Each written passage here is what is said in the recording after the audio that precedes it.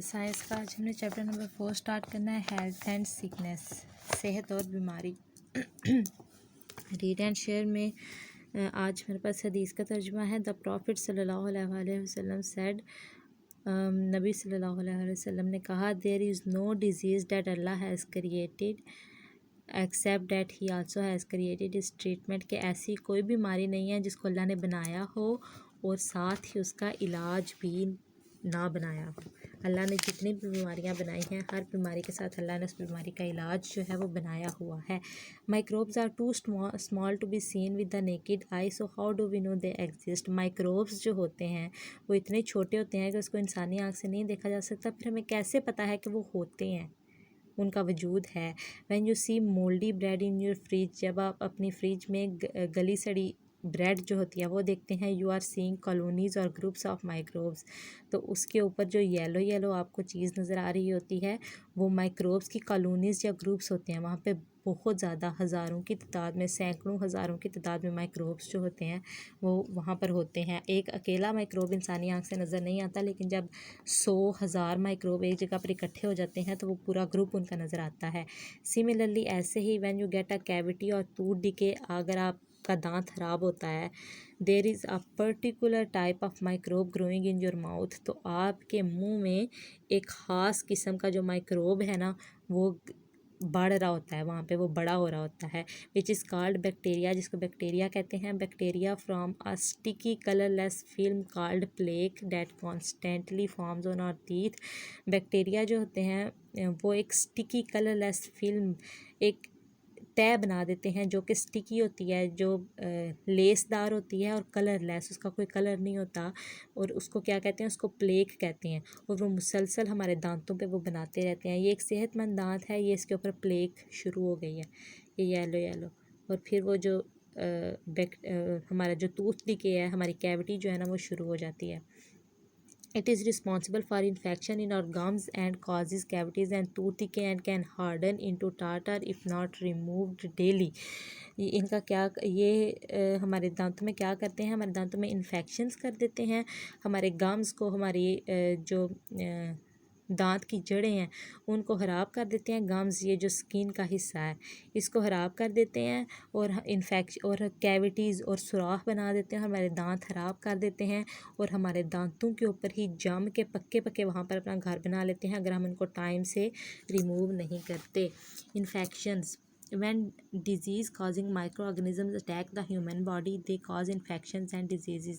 जब ऐसे माइक्रो जो कि बीमारियां फैलाते हैं वो इंसानी जिस्म को पे अटैक करते हैं, उस पर हमला करते हैं, तो वो मुख्तलिफ़ किस्म के इन्फेक्शंस और बीमारियां जो है ना वो फैलाते हैं। Some disease spread from person to person और through other organisms, these are called infectious disease.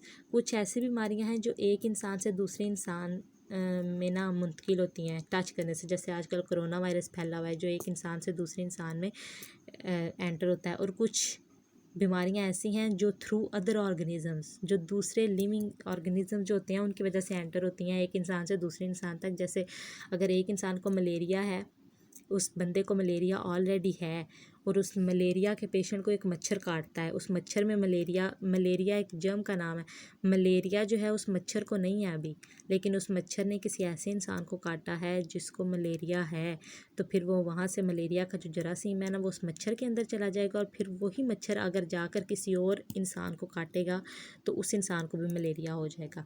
ये थ्रू अदर ऑर्गेनिजम्स, जो दूसरे ऑर्गेनिजम्स होते हैं वो भी एक इंसान से बीमारी लेकर दूसरे इंसान तक पहुँचा सकते हैं। इन बीमारियों को इन्फेक्शियस डिजीज़ कहा जाता है जो एक इंसान से दूसरे इंसान तक फैलती हैं।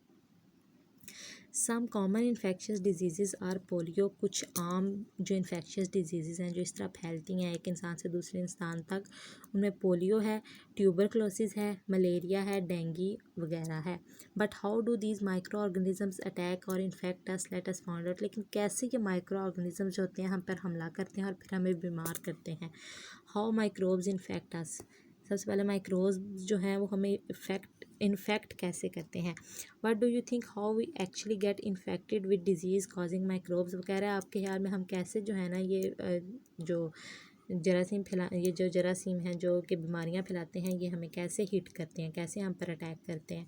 इन और डेली लाइव्स, हमारी रोज़मर्रा की ज़िंदगी में वो came into contact with other humans, हम दूसरे इंसानों के साथ हमारा कांटेक्ट होता है, एनिमल्स जानवरों के साथ, प्लांट्स पौधों के साथ, इंसेक्ट्स कीड़े मकोड़ों के साथ, फ्लाइज मक्खियों के साथ, एंड मेनी मोर, बहुत सी चीज़ों के साथ। हमारे रोज़मर्रा की ज़िंदगी में हम बहुत सी चीज़ों के साथ ना हमारा कांटेक्ट होता है, हमारा इंटरेक्शन होता है। दीज में भी इन्फेक्टेड विद हार्मफुल माइक्रोब्स, और हो सकता है उनमें से कोई चीज़ जो होती है ना वो पहले ही बीमार हो, उसके अंदर पहले ही बीमारियां फैलाने वाले माइक्रोब्स हों। So they put us at risk of being expose to disease, तो हमें भी खतरा हो सकता है कि हमें भी वो बीमारी जो है वो लग जाए। टू एंटर अ बॉडी, एक जिस्म में दाखिल होने के लिए, pathogen follows a chain of events that together form a circular chain. एक जो जरासीम होता है वो एक पैथोजन एक बीमारियां फैलाने वाला जो माइक्रो ऑर्गेनिज़म होता है, पैथोजेनिक माइक्रो ऑर्गेनिज़म, वो एक मुख्तलिफ स्टेप्स को फॉलो करता है जो कि मिलकर एक चेन बना देते हैं। It is called a chain of infection, जिसको चेन ऑफ इन्फेक्शन कहा जाता है। चेन ऑफ इन्फेक्शन में क्या होता है, पहले नंबर पे the process begins with the existence of a certain disease causing microbe pathogen, it is the first link in the chain.